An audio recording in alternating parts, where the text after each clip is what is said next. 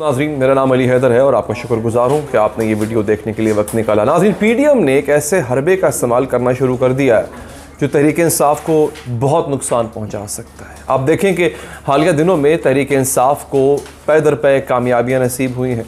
हाल ही में जिससे पहले इलेक्शन होते हैं, ज़िमनी इलेक्शन, 20 में से 15 हल्के वो जीत जाते हैं। उसके बाद आपने देखा किस तरह से उन्होंने सीएम पंजाब परवेज़ इलाही साहब को बनवा लिया अगेंस्ट ऑल ऑड्स, हर तरह की मुखालफत झेलते हुए, हर तरह की मुखालफत का सामना करते हुए।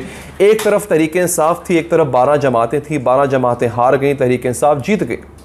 लेकिन अब इन 12 जमातों ने फैसला किया है कि हम पार्लियामान के अंदर तो तहरीक इंसाफ को अगर हरा नहीं सके हैं तो क्यों ना किसी और चीज़ का सहारा लिया जाए। इमरान खान सड़कों पर भी नहीं हारा, क्योंकि सड़कों पर वो, जैसे कि आपको पता है कि जब वो कॉल करते हैं लोगों को बैरून मुल्क, अंदरून मुल्क, किसी दूर दराज शहर में भी, तो लोग इमरान खान की एक कॉल पे वानहाला अंदाज से निकल आते हैं, बाहर आ जाते हैं।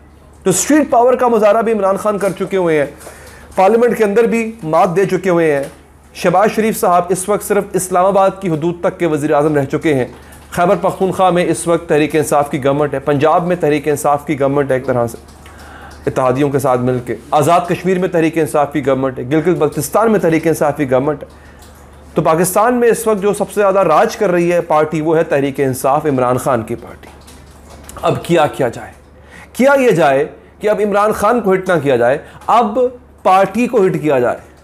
आप समझ रहे हैं मेरी बात? तहरीक इंसाफ को हिट किया जाए। वो कहते हैं कि ना रहेगा बांस ना बजेगी बांसुरी। तो अगर पार्टी ही ना रहे तो फिर इमरान खान क्या कर लेंगे? आप समझ रहे हैं बात को? तो अब प्लान ऑफ एक्शन ये है। प्लान है क्या? नाज़रीन, गुज़िश्ता 8 साल से, यानी 2014 से लेकर अब तक एक केस चल रहा है जिसको आप फॉरेन फंडिंग केस कहते हैं। ये foreign funding case Tehreek Insaf के खिलाफ दायर किया गया। तहरीक इंसाफ के बानी रुकन है अकबर एस बाबर, जिनसे कि तहरीक इंसाफ खुद को डिसोसिएटेड कहती है, वो नहीं मानते। तो इन साहब ने केस दायर किया था। क्या केस ये था कि जनाब फॉरेन फंडिंग जो है वो गलत तरीके से लैंड हुई है तहरीक इंसाफ के अकाउंट्स में, जिसकी बिना पे पार्टी को डिस्क्वालीफाई कर दिया जाएगा। अब यह है फॉरेन फंडिंग केस। 8 साल पहले इलेक्शन कमीशन से अकबर एस बाबर साहब, जो कि एक डिसिडेंट हैं, वो एक रुकन रह चुके हैं तहरीक इंसाफ के, अब नहीं है, उन्होंने ये पिटीशन दायर की थी। तो तहरीक इंसाफ जो है उसने सबसे पहले ये प्ली ली कि चूंकि ये दायरा इख्तियार में नहीं है कि इलेक्शन कमीशन किसी पार्टी के अकाउंट्स का ऑडिट करे, लिहाजा इस केस को खारिज किया जाए। अदालत ने तहरीक इंसाफ की ये पिटीशन रद्द कर दी। उन्होंने कहा नहीं, ये तो करेगी ऑडिट। फिर तहरीक इंसाफ ने अगली दलील ये ली कि इलेक्शन कमीशन के पास ये केस सुनने का इख्तियार ही नहीं है। ये दलील लेके वो इस्लामाबाद हाई कोर्ट पहुंच गए और कहा कि इलेक्शन कमीशन को रोका जाए। लाहौर हाई कोर्ट ने कहा नहीं, इलेक्शन कमीशन के पास इख्तियार है, वो इस केस को सुनेंगे। इलेक्शन कमीशन ने केस सुनने के लिए एक ट्रिब्यूनल बना दिया। फिर तहरीक इंसाफ ये प्ली लेके चली गई कि चूंकि अकबर एस बाबर निकाले जा चुके थे बहुत पहले 2012 में, लिहाजा उनका ये इस मामले में फरीक बनना बनता ही नहीं है, इसको खारिज किया जाए। वो भी रद्द हो गई। अब जाके ये मैं वीडियो बना रहा हूं आज, तो तहरीक इंसाफ की ये दलील है कि इलेक्शन कमीशन बायस्ड है, जानिबदार है। क्यों भला? क्योंकि इलेक्शन कमीशन ने कहा है कि हमने 8 साल से ज़ेरे इल्तवा इस फॉरेन फंडिंग केस का फैसला महफूज कर लिया है। ये ऐसे ही जैसे अभी कोर्ट ने फैसला महफूज किया था, कुछ घंटे बाद सुना दिया था, फैसला महफूज कर लिया। अब प्रॉब्लम क्या है? प्रॉब्लम यह बता दूं, मैंने कहा था ना चाल है पीडीएम की। पीडीएम की चाल क्या है? वो ये चाहते हैं, उनकी कोशिश है कि अब इस केस के जरिए तहरीक इंसाफ जमात को कल अदम करार दे दिया जाए, यानी वो इस काबिल ही नहीं रहे कि वो इलेक्शन लड़ सके, उस पर पाबंदी लगा दी जाए।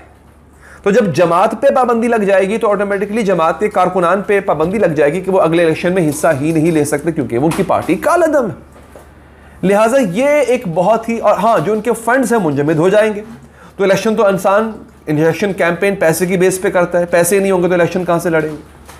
अब हुकूमत की कोशिश है कि वो ऐसा करवाए। ये वो एक आखिरी शायद पत्ता रह गया है तहरीक इंसाफ को रोकने का, अदरवाइज इमरान खान किसी से रुक नहीं पा रहे थे। अब तहरीक इंसाफ का मौक़िफ़ क्या है? तहरीक इंसाफ ये कहती है, इसके अगेंस्ट मौक़िफ़ क्या है? तहरीक इंसाफ ये कहती है कि जनाब उनके मुताबिक, या इलेक्शन कमीशन ये ऐलान कर चुका हुआ है पहले कि ये फॉरेन फंडिंग का केस नहीं है, ये ममनुआ फंडिंग का केस है। ममनुआ फंडिंग किस तरह कि आप गलत सोर्सेज से पैसे नहीं ले सकते। अब तहरीक इंसाफ पर इल्ज़ाम ये है कि तहरीक इंसाफ को फंड करने वालों में पाकिस्तानी तो हैं ही जो बैरून मुल्क रहते हैं, लेकिन भारतीय भी हैं और यहूदी भी हैं, कुछ इसराइली यहूदी भी हैं जिन्होंने तहरीक इंसाफ को फंड किया। ये इल्ज़ाम है तहरीक इंसाफ पे, दोबारा बता रहा हूँ, अभी तक प्रूव नहीं हुआ, इल्ज़ाम है। तो इन बुनियाद, इसे कहते हैं ममनुआ फंडिंग। आप इन जगहों से फंडिंग नहीं ले सकते, आप दुश्मन ममालिक से फंडिंग नहीं ले सकते हो। तो इस बेस के ऊपर वो कहते हैं, नूली कहती है, ये दीगर जमातें कहती हैं कि इलेक्शन कमीशन ये फैसला दे कि ये नाअहल ठहरे। लेकिन तहरीक इंसाफ ये कहती है कि केस फॉरेन फंडिंग का नहीं है, केस है ममनुआ फंडिंग का। और अगर ये साबित हो भी गया, फर्ज करें कि हमने ममनुआ ज़राए से फंडिंग हासिल की है, तो ज़्यादा से ज़्यादा क्या होगा? ज़्यादा से ज़्यादा नाज़रीन ये होगा कि हमारे वो पैसे जो हैं फंडिंग के, वो कॉन्फिस्केट कर लिए, वो जब्त कर लिए जाएंगे। ये होगा, पार्टी पे किसी किस्म की कदगन नहीं लगेगी, पार्टी पे किसी किस्म की पाबंदी नहीं लगेगी। लेकिन इसके बरक्स फिर हमने एक्सपर्ट से रब्ता किया, उनसे पूछा कि जनाब आप क्या बताते हैं। एक्सपर्ट्स में कंवर दिलशाद हैं जो कि साबिक सेक्रेटरी इलेक्शन कमीशन रह चुके हुए हैं। उन्होंने बताया मुझे कि ऐसा नहीं है, ऐसी सूरत में अगर ममनुआ फंडिंग सामने आ जाए तो पार्टी पे ताहयात पाबंदी लग सकती है। ऐसी बात नहीं है कि नहीं लग सकती, लग सकती होती है। तो ये एक ऐसी सूरत हाल है नाज़रीन कि जिसके पेश नज़र इमरान खान साहब को अब एक नए ख़तरे का सामना है। पंजाब का मार्का उन्होंने जीत लिया, खैबर पख्तूनख्वा में पहले उनकी गवर्नमेंट है, वफाक की जो गवर्नमेंट है वो इंतहाई कमज़ोर गवर्नमेंट है। इमरान खान अगर आज असम्बलियाँ तोड़ दें तो ऊपर वाली गवर्नमेंट भी चली जाएगी। तो इमरान खान के हाथ में इस वक्त तमाम के तमाम पत्ते मौजूद हैं और उससे बढ़ के मौजूदा हुकूमत की जो माशी कारकर्दगी है वो आपके सामने।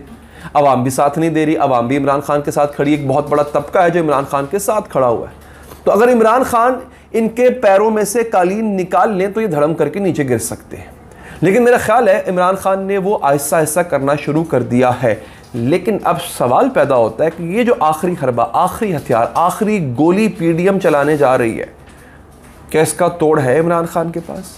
हाँ, एक बड़ा स्मार्ट तोड़ निकाला है, वो यही है, यही दलील है कि जनाब ये फॉरेन फंडिंग नहीं है, ये ममनुआ फंडिंग है। लेकिन एक बात जो कि मुझे तंग कर रही है कि ममनुआ फंडिंग हो सकती है, लेकिन ये लैंड बाहर से हो रही है, बाहर से रही है, बैरून मुल्क से आ रही है ना, तो उसका फिर क्या, उस पर कानून क्या कहता है? अब मैं कोशिश करूंगा अपने अगले व्लॉग में जो कानूनी माहिरीन हैं उनसे बात करके इस अहम नुक्ते, क्योंकि अभी बात करते हुए मेरे जहन में ये बात आई ना, पहले आई नहीं थी, वरना पूछ लेता पहले, इस हवाले से वो लोग क्या कहते हैं कि चूंकि फंडिंग बाहर से रही है तो क्या ये फॉरेन फंडिंग के जुमरे में नहीं आएगी।